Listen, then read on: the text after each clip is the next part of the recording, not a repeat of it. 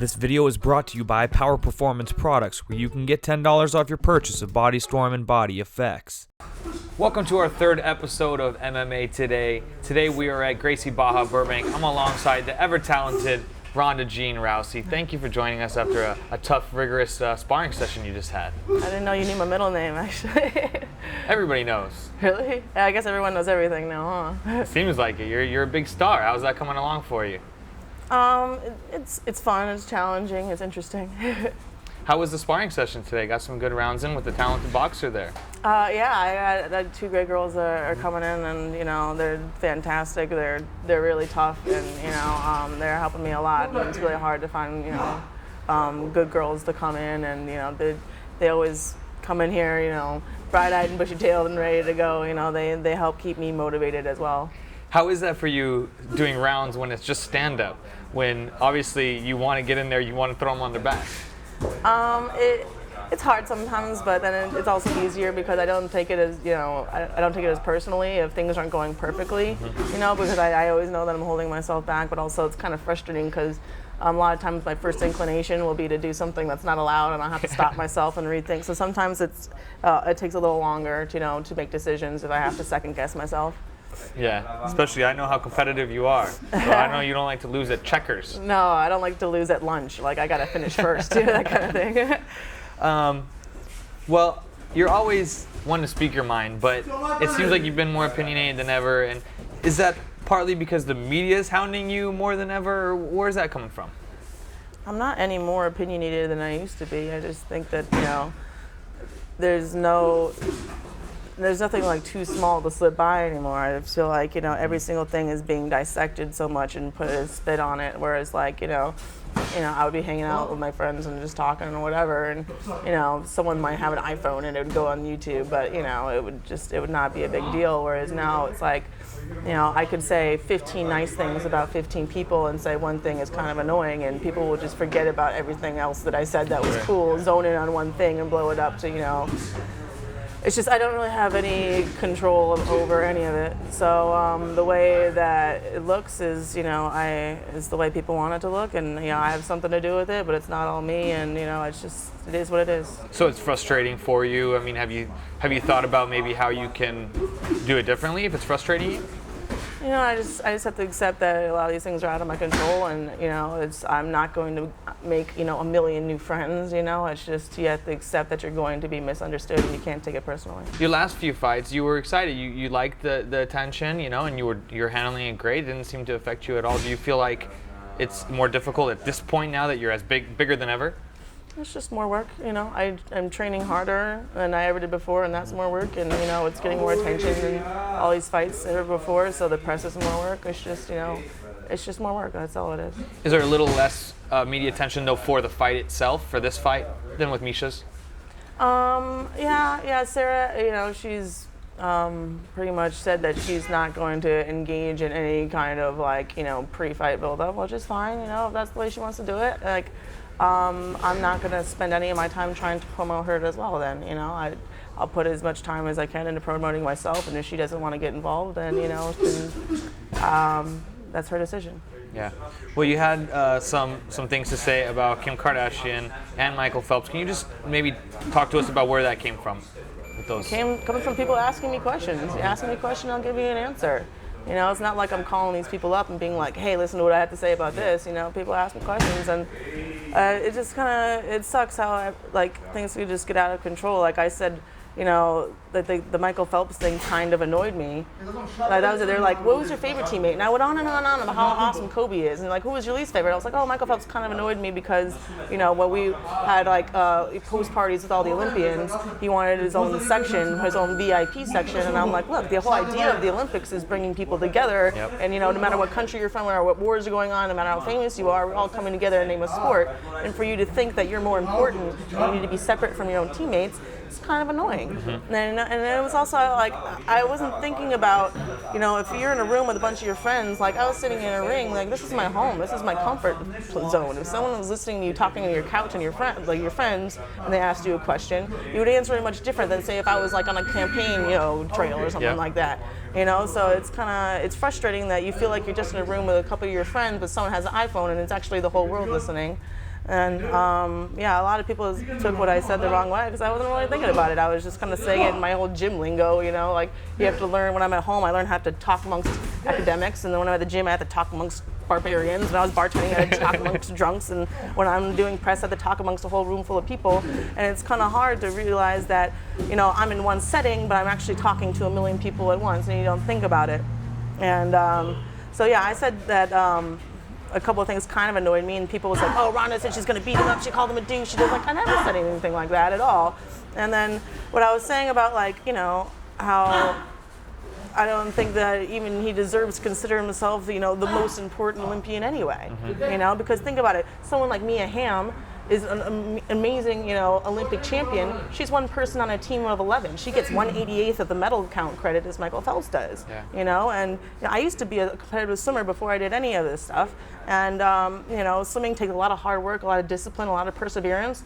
But you can't tell me that being suspended in fluid takes as much, you know, heart and toughness as something that like boxing or wrestling or other sports do. And I wasn't saying that the guy sucks and I don't like him. Of course, I want him to win as many medals for our country as possible. But I'm saying that you shouldn't want to separate yourself from your own teammates and consider yourself more important just because you're in a sport that gives away more medals. Yeah, especially when you were saying that the basketball athletes, who are some of these guys that are in a lot of ways larger than life in the media's and perspective. They were absolute sweethearts, but no one ever focuses on the good things. They only want to, you know, I guess after that one Kardashian thing, which I thought was, you know, I got asked an innocent question, like, who would you want to beat up, but why? And I was like, at first I didn't even want to answer the question, and someone suggested, oh, Kardashian. I'm like, sure, and I went off with it. Yep. And then it turns off into a big thing. I mean, it's not like I'm going out of my way.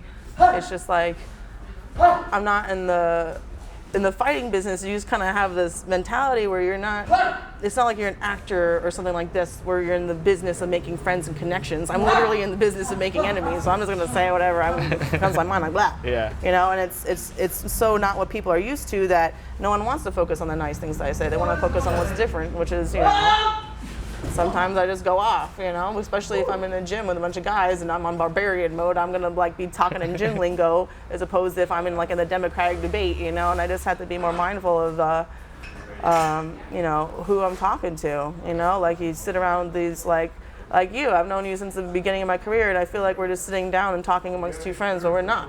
You know, I can't really say anything to you that like I would say to a friend because there's a million people watching, and I can't get too comfortable or trust people anymore. And I'm really kind of not feeling that great about all these people coming into my gym because this is my place of comfort. This is my sanctuary, you know, and I don't want to feel like I have to constantly be on guard and thinking about every single little word that comes out of my mouth because every single sentence is going to be scrutinized. It's every single sentence, literally, because every single sentence could be taken out of the whole conversation, put in print, where people read it without the tone or the context, and then now I'm a jerk. That's why I love video. Because, you know, at least if you're putting the whole thing, you can still edit things a certain way, but at least it's there. So I mean, but video will be quoted and put in an article later.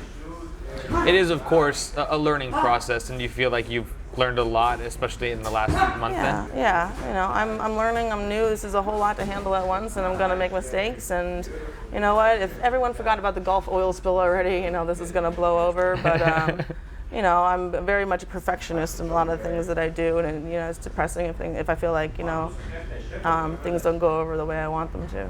Yeah. Well, on a bright note here, we've got the UFC coming to Los Angeles, UFC on Fox 4, right here at Staples Center. I'm sure you're going to be there front and center, right? Of course, Manny's there. Me and my mom are going to be sitting there front and center trying not to choke each other out. So, Shogun and Vera is the headliner on that card. A couple of good stand-up fighters. Where do you see that fight going? You know what? I haven't really been putting that much thought on anything except for my own fight. And, you know, of course, Manny is the one that I'm like really, really focused on. I've watched more of Shogun's fights than Vera's. I'm not as familiar with his career. So, I don't know. I'm going to have to kind of say, like, on that one. Okay. And then, you know, Ryan Bader's taking on Lyoto Machida as well, another light heavyweight fight. And then, of course, Manny Gambarian is taking on Omagawa, another judo guy. He can get back to his roots a little bit here. Are you excited to see that from Manny? Yeah, it's very cool because I think Manny fighting a judo guy, Manny always had that European style of judo that was much more like wrestling instead of that very traditional Japanese style. So I think it'd be, but he's very good defensively with dealing with the Japanese style. It's so unorthodox. A lot of people don't know how to deal with it. But then again, he also has that wrestling game where he can kind of like nullify the Japanese style as well. So I think it's a great matchup for him. I agree. And then, of course, Nam Phan is another local guy on the card here in Los Angeles. We actually had a chance to take a few words with Nam and Manny. So here it is. I never fought in LA. I fought in LA when I was like 15, 16, but in San Pedro at College Show Underground. But this one is in LA. It's like 5 minutes away from me. It's like hometown. You know, Staples, big. It doesn't get bigger than this. On the paper, I should have all the advantage, you know. I got the cardio, I got the technique. I mean, he's a judo guy. I'm a judo guy too, but it's not that easy to throw me. But even though if he throws me, you know, nothing's gonna be a problem.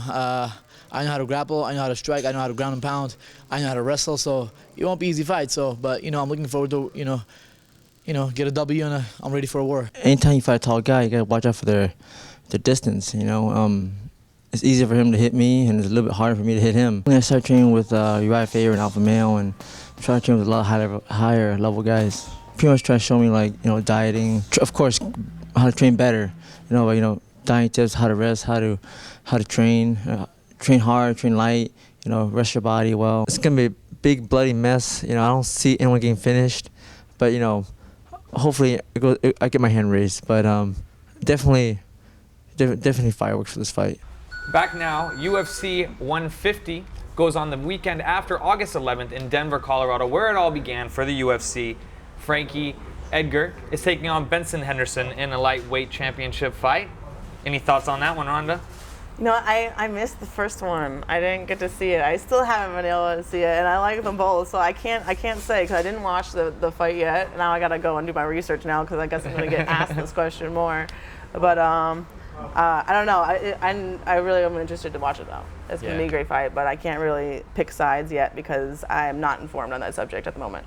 Benson seems like a guy who it reminds me a little bit of you. He seems like such a hard worker and just a grinder, you know? But then again, he's very much anti like fight build up the way that I am, you know. So no, I love Benson's style. I think it's so cool. He's so exciting to watch. And you know, I actually met him over at the Fighter Summit. And he was such a sweetheart, you know. And so he actually came up to like introduce himself to me, and every single time like a UFC champion's like, "Hi, Ron," I'm like, "Oh my God," you know, like I was still like had like a little fangirl moment. So yeah. How was that experience at the Fighter Summit? All those guys, and you're one of the few girls, I imagine, in the mix. I was like the first kid in that walked in, like the first kid in class, so I like jumped in the corner, and then it was like a Chael sat next to me, and Alistair sat behind me, and Chael's like, "Hey, look. Bad Guy Inc. now added Overeem." We're like the bad kids in the back of the class sending doodles to each other. It was cute. It was like going back to high school. So it was a fun experience. I'd do it again, probably next year, because it's mandatory. Yep. And Donald Cerrone will be taking on Melvin Guillard at UFC 150 as well, in another great lightweight championship. And in a middleweight fight, Yushin Okami will take on Rousimar Palhares. Now this is a guy who also reminds me of you. Rousimar Palhares has some deadly jiu-jitsu. He's very feared. You mean Paul Harris? Paul Harris? I just have such a hard time pronouncing his name that I think of it as Paul Harris. So like I don't mess it up. And then I did something with the Middle Easy and they were making fun of me, and so they printed it under it, Paul Harris, to call me an idiot. Yeah. But I think he's awesome. I love that style of leg lock stuff, especially I come from training at Gokors and stuff like that, where they're all like very pro leg lock. I'm not so big into the leg locks. It's kind of like in the same reason I'm not so big into doubles. Is like if you fail, if it doesn't work, you're kind of in a worse position. Whereas I always try to, every single thing that I do in a fight, even if it doesn't work out, I want to be able to have it continue, and I'm always in a dominant position. Yeah. So it's risky, but it's entertaining to see somebody have such a risky style. So I'm always rooting for Polaris. What's scarier, a leg lock or an armbar? I've had 3 knee surgeries. I'm scared to death of leg locks. If someone tries to leg lock me, they're going to be very sorry because A, I'm very, very used to it, and B, I'll be very, very angry. So yeah, don't try. Okay, what's more dangerous? A leg lock from Paul Harris or an armbar from Ronda Rousey? I don't know. I'd probably say Polaris, because he's got more time and experience, and I'd give him the benefit of a doubt. I'm just getting started. Seems like the armbar is harder to defend. Nobody's done it successfully, though. We had a few guys fight off those leg locks now. Yeah, but he's had more fights as well. So maybe if we're going up percentage, then I don't know. I think you have to have more time involved in this experiment. Okay. In part 2 of MMA Today, we'll be doing an in-depth interview with Ronda Rousey you do not want to miss, so stay tuned. This video has been brought to you by ProBoxingSupplies.com, where you can get 25% off your purchase now.